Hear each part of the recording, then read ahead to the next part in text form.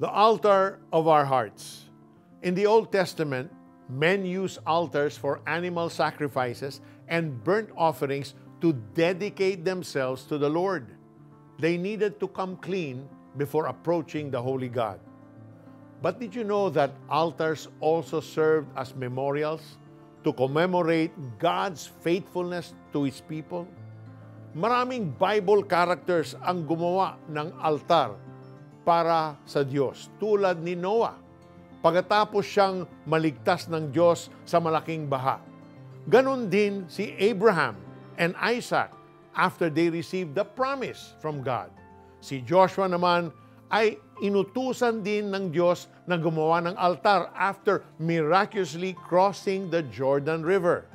The Lord commanded the building of an altar to serve as a remembrance to the next generation. Today, God does not require us to build physical altars to honor Him, but He looks at our hearts as altars of surrender and remembrance. When God calls us to Him, He gives us the desire to give up the sins or anything that hinders us from having a surrendered life. We lay our sinful desires before the Lord, and He begins to mold our hearts to desire what He desires for us. Our hearts also carve milestones of faith when we remember God's faithfulness and trustworthiness in our lives. In seasons of doubt, we search our hearts and recall how God saved us, provided for us, and helped us. Life's troubles get the best of us, but having these memories of God's goodness in our hearts will carry us through.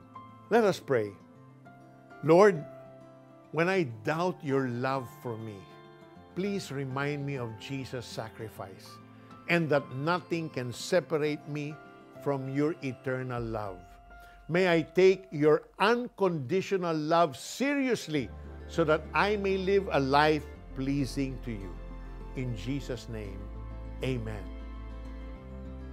Make a timeline of your spiritual journey. Note the time you surrendered your life and mark the succeeding milestones of faith in your life. Share this with your discipler or small group leader. Magtayo kayo roon ng altar na bato para kay Yahweh na inyong Diyos.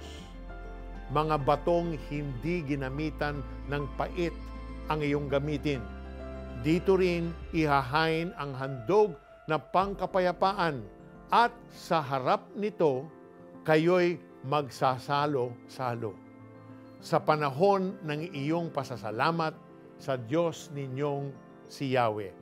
Deuteronomy 27:5 and 7.